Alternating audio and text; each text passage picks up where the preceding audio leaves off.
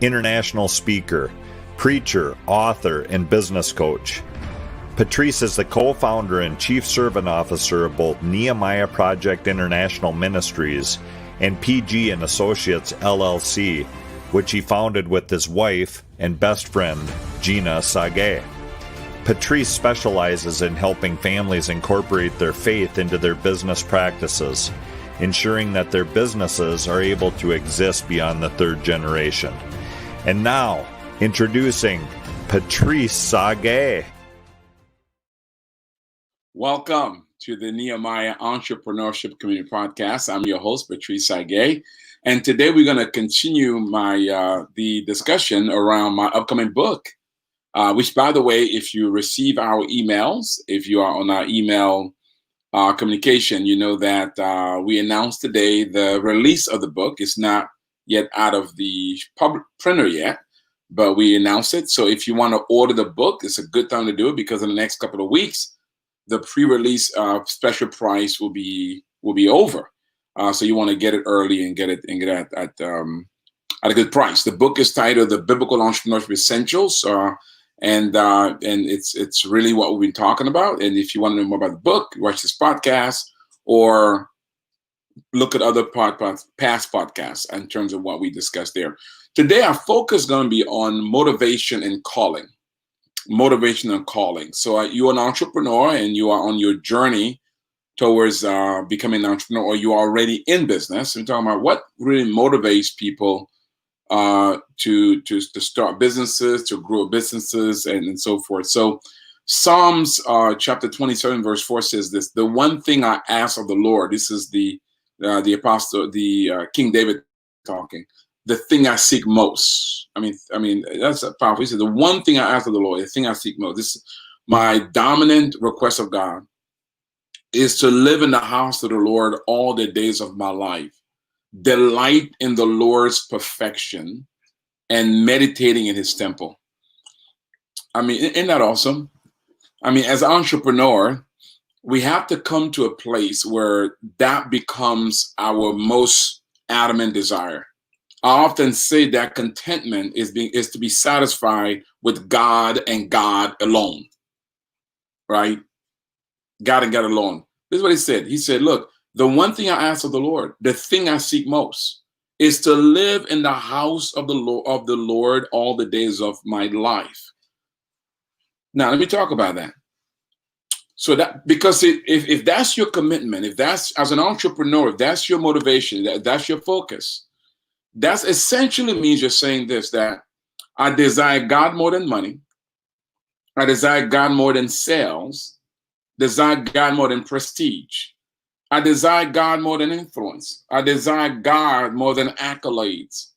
I desire God more than success. That I will accept business failure if I can preserve my relationship with God. I mean, that's powerful. The one thing I seek as a businessman, the one thing I seek is to delight myself in the Lord. Right? I seek that most, to live in the house of God all the days of my life, delight in the Lord's perfection, and meditate in his temple. So I'm not going to do anything that will rob me away from the goodness of God. I'm not going to allow business success. I'm not going to allow any accolades. You can keep all that. But because I'm going to protect my integrity. I'm going to protect my morality. I'm going to protect my ethics. I'm going to protect my moral code, that nothing will rob me of the intimacy with God. If that's your commitment as an entrepreneur, I assure you this, you're going to be successful. Because that means that the devil can't tempt you with anything. So let's look at it. Let's look at what motivates us. And we're trying to figure it out. Are you motivated by a desire to please God? Are you in this business because you want a deepening relationship with God? So let's talk about motivations. Now, many entrepreneurs start with stars in their eyes as they're dreaming about having less work as an entrepreneur, the freedom of creativity, making more money. And as they go from stage to stage of the business life cycle, success does not have to be quick, and will not be quick. It takes a commitment, grit, to build the business to this sustainable stage. It takes a lot of efforts. And along the way, many people lose their soul in the process. I've known some. Along the journey of business success, they lost the things that matter most to them. They lost their family. They lost their integrity. They lost their commitment to God. And so the question for you is, will you preserve what matters most as you go along the journey? Or will you give up what matters most in exchange for the glory of the business? So the question becomes, how do you develop a commitment to stay focused on what is most necessary, what's most important? How do you make sure that your motivation is strong and will keep you on what is truth and what is right? So traditional entrepreneurs, there are three motivating factors that drive traditional entrepreneurs. The first motivation, many people start business because they want freedom, right? They're tired of being bound by somebody else's structure, feeling restricted by having to answer to someone else. They want more flexibility, and maybe that was you. You started your business because you wanted more freedom. We were talking to my podcast, I think it was the podcast yesterday, interviewed a couple from Kenya, and they were talking about how the wife used to work for a multinational corporation, and she wanted out. She came to a place where she was no longer satisfied, and she wanted to be free to do the things she really wanted to do in her heart. That may be your motivation, right? Another motivation is control. Your desire to control where you want to spend your time, create your own path, pursue new ideas, become your own boss. That's another reason why. That was you. Because you want to be in control of your own destiny. That's right. Thank you, team. Paul and Joyce Kiru. Watch that podcast, by the way. That was powerful. An incredible journey of a couple who they're still on that journey.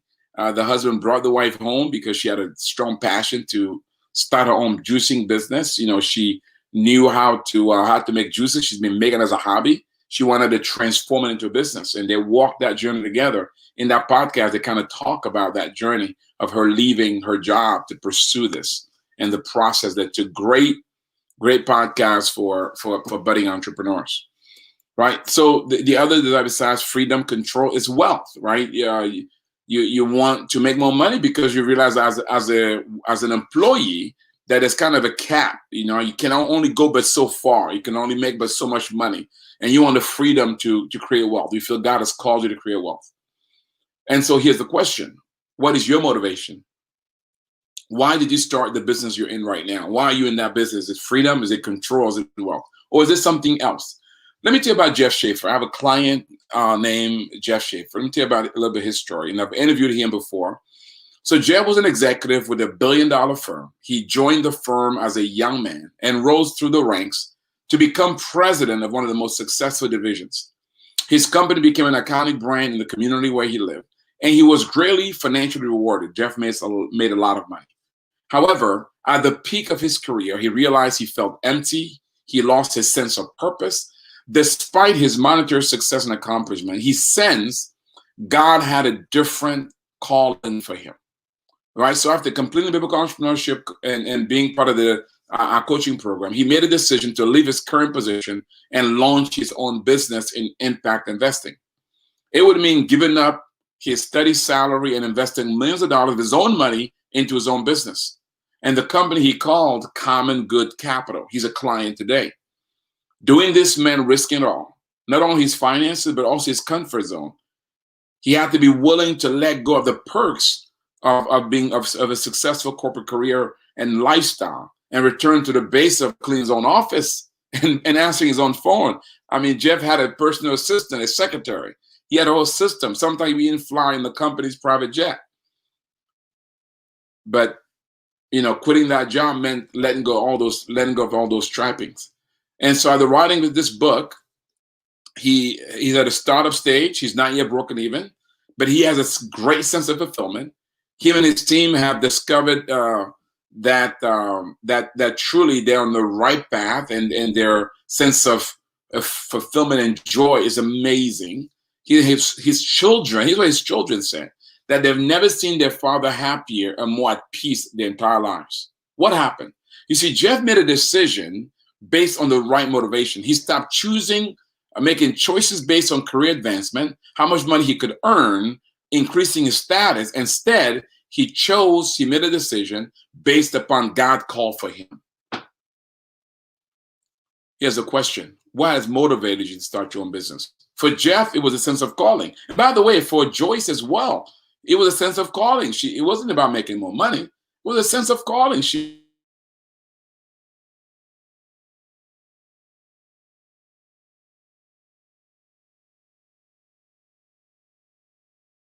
If you leave your job, what about money? Your salary plays a role in this household. But here's a husband who I'm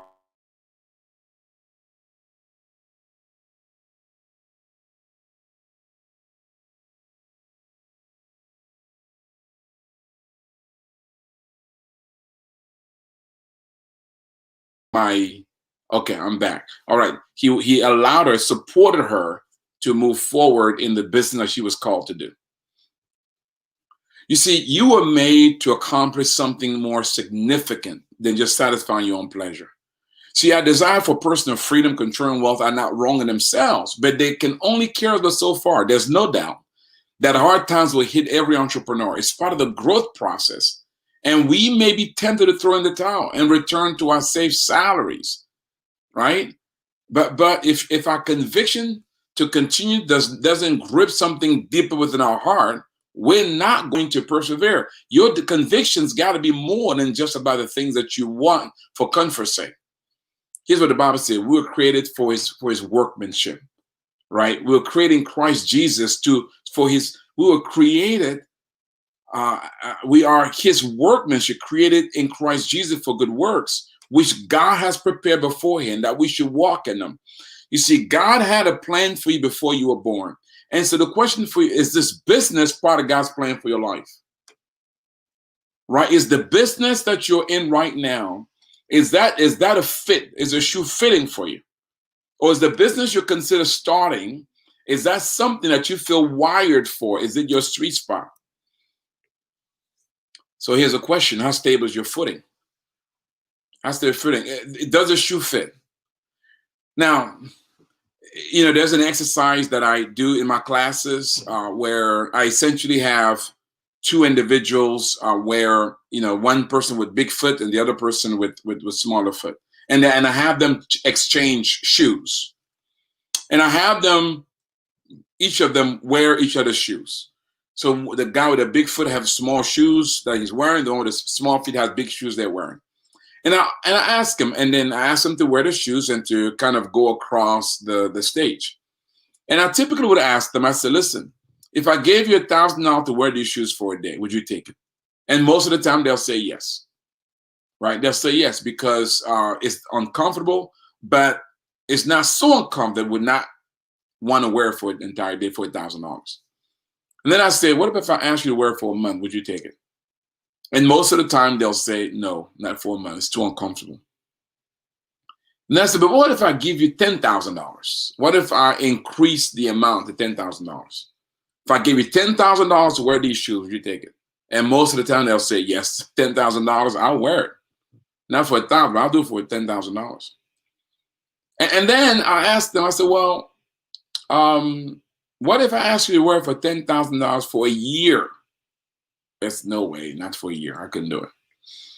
I said, but what if I increased it to $100,000? You wear it for a year. They'll say, oh, $100,000? I'll give it to me. I'll wear it. I'll make it work. I said, but what if I asked you to wear it for $100,000 for 10 years? They said, oh, not 10 years. You see, what's happening? See, the more I extend the responsibility, the less unwillingness there are to wear the shoes because the shoe doesn't fit. But when I increase the amount of money that I'm willing to give them, they're willing to wear the shoe for longer. Until they have to wear it for longer than the money they're getting is satisfied, then they want more money to wear for longer. You see the cycle? In other words, money will never be sufficient if that's all you're doing it for. So you want to make sure that whatever your motivation in business, that whatever business you're in, that you're in it more than just for the money, because you will not last long. And if you do, it's going to wear you out. You want a deeper motivation than just money. It cannot be about money. So here's my question to you. Does your shoes fit? Are you in the right kind of business? Now here's a question. What if you say, well, I'm not sure, Patrice, that my current business is fulfilling God's call. What should I do? Right? See, we are all responsible to do our best to align our lives with the calling that God has for us. Sometimes this will mean changing our direction entirely. Sometimes this means waiting and preparing for a shift down the road. In either case, we must use our current circumstances to glorify the Lord the best we can. Whatever you're doing right now, you may not be in business, or you may be in business and it may not be the right fit. Glorify God right there. You see, from scripture, we can see that God often gives a calling or a passion to fulfill a vision, which takes years to be realized. He told Abraham he will be the father of many nations, but Abraham didn't see the promise begin to manifest for another 25 years. We see a similar pattern in Joseph's life. It took years and many seasons to see fruitfulness. You see, if you feel you were meant to be more than what you're doing right now, remember that God can use your current workplace as a vehicle to develop your gifting, expand your experience, provide income, and develop your character. You see, he's preparing you for what is ahead. You see, 1 Corinthians 10:31 says this: whatever you do, do it to the glory of the Lord. Whatever you do it to the glory of the Lord. You see, in other words, don't act like, well, because what I'm doing, it doesn't fit, I'm going to do it halfway. No, God is using the thing that doesn't fit. The shoes hurt, but God is using it to prepare you for the season where you'll be in the right shoes. Do it until God calls you out. Now, let me share this story with you. A gentleman named Barry James. Barry James is a good friend. He's one of our major donors. Barry James is what we call a king, meaning that he makes significant contribution to this ministry and supports many other ministry. Betty, thank you so much. Betty says, wow, the shoe illustration is on point. So Barry had a military career. His father was a businessman, and Barry was in the Air Force. Barry James decided to join the family business. But when Barry went on a mission field to Africa, he had a crisis of calling. You see, Barry felt convicted that he needed to give his life fully for the Lord, and he was tempted to let go of his business career completely to become a missionary in Africa. That seemed to be the clearest and holiest way that Barry felt he could fulfill God's plan for his life. But the Lord spoke to Barry. Barry says, Barry, his mission field was not in Africa, but his mission field was in the marketplace, in his family business. God said, Barry, I've called you not to Africa. I know you want to be there because you feel it's the holiest, most sacrificial place for me. But Barry, I called you in an office in Ohio, in the family business. You see, and as Barry obeyed God to go where God was calling him to, which is in business, Barry has been able to be so successful in his business, to obtain resources, to help people in Africa and other places around the world. You see, Barry's paradigm shift was that God had actually called them into the marketplace rather than the mission field of Africa, the mission field of the marketplace. That was a significant realization for him. You see, clarifying his calling has now resulted in him being able to use his business profits to invest in both for-profit and non-profit organizations. Many ministries has been empowered in ways that they otherwise would not have been, because Barry carried out what God called them to carry out. What has God called you to carry out? You know, for some of you, it may be the reverse. You may be called to the mission of Africa. But for Barry, it was the mission field of the marketplace of America. Where has God called you to? Are you in the business where you feel wired and called for?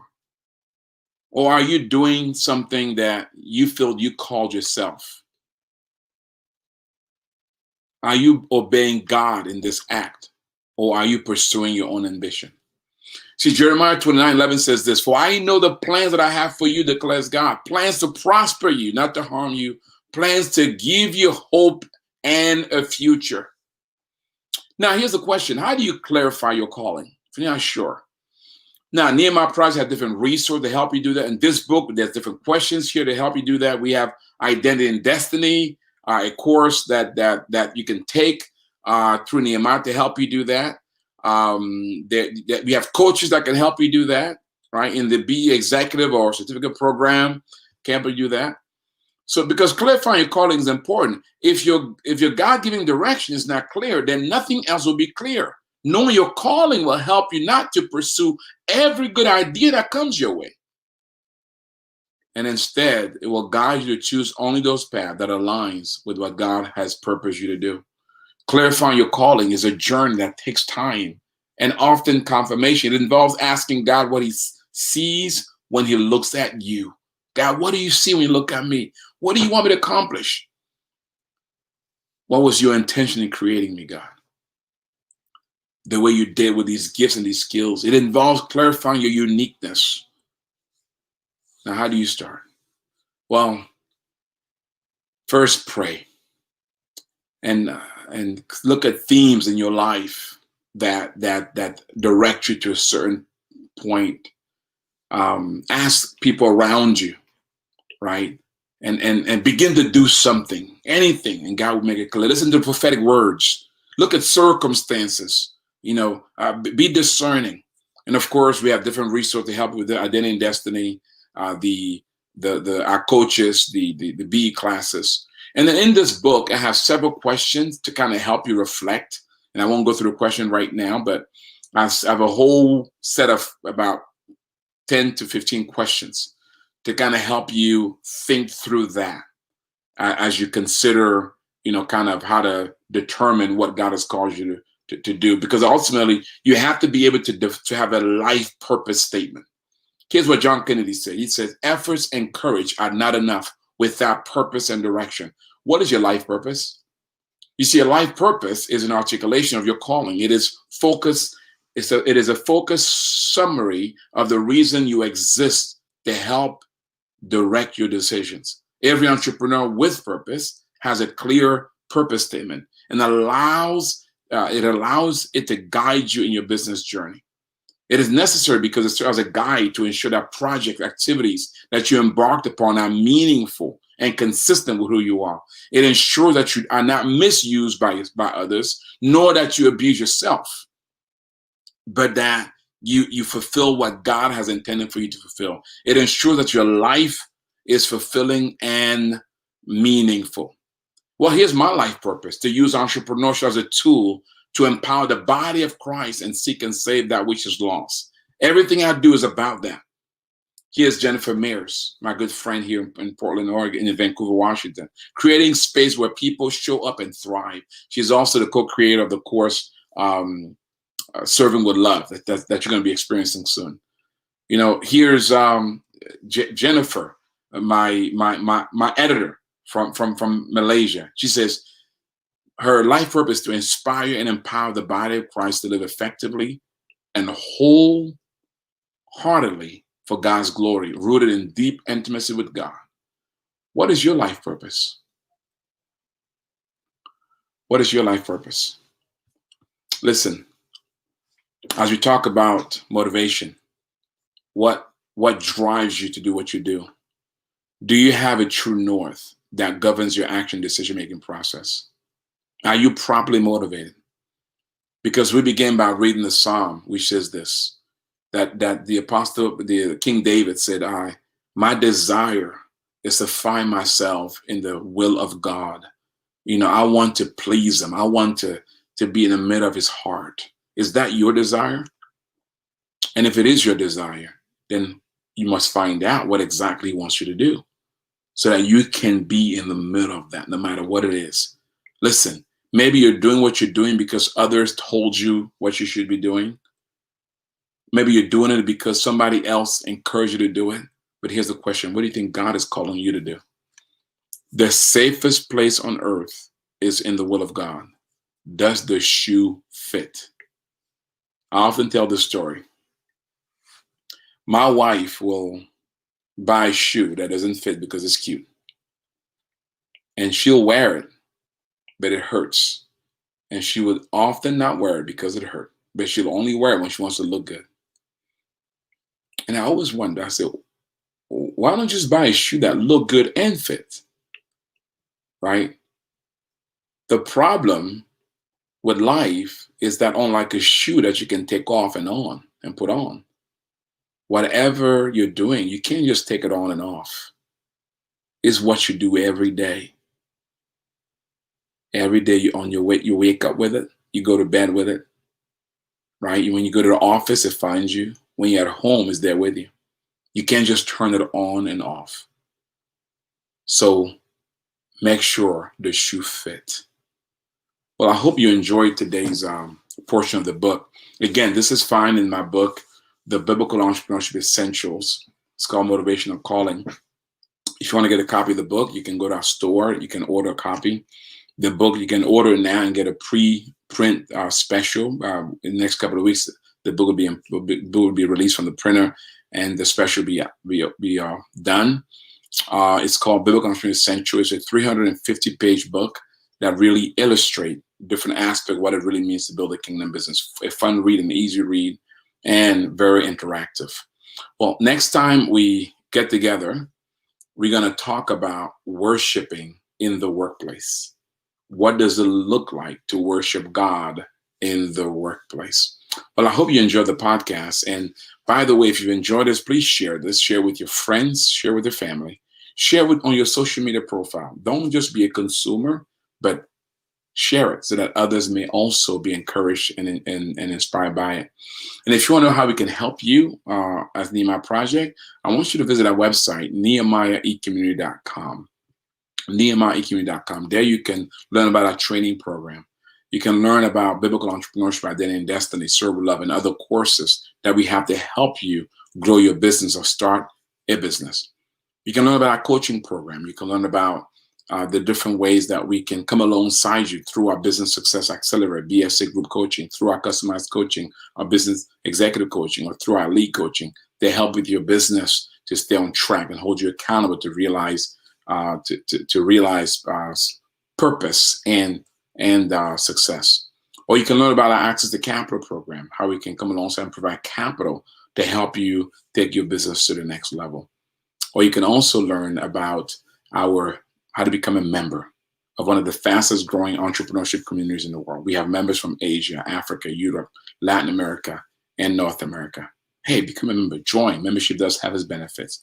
And that through membership, you can not only connect with other entrepreneurs, but receive various kinds of benefits to help you grow your business. And together, we can transform the world.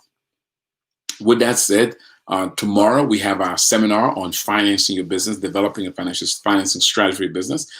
We're going to share with you case studies of other entrepreneurs that we've helped raise capital for their businesses. You'll also learn how you can raise capital for your own business. We have a lot of focus on for this seminar, but there's still space left for you. If you want to join us, just go ahead and click then register and be a part of it. Or you can go to our website, nehemiahentrepreneurcommunity.com/events, and there you can register as well.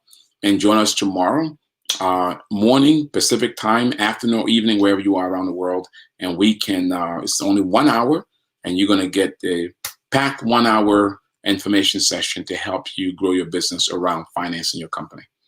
With that said, let me pray for you. May the Lord bless you. May the Lord enable you to steward those talents that are on your care, properly motivated. And may you steward them in such a way that one day you can hear those wonderful words. Well done, good and faithful servant. You've been faithful over a few things. Guess what? He'll now make you ruler over much. God bless you. Thank you for watching and listening.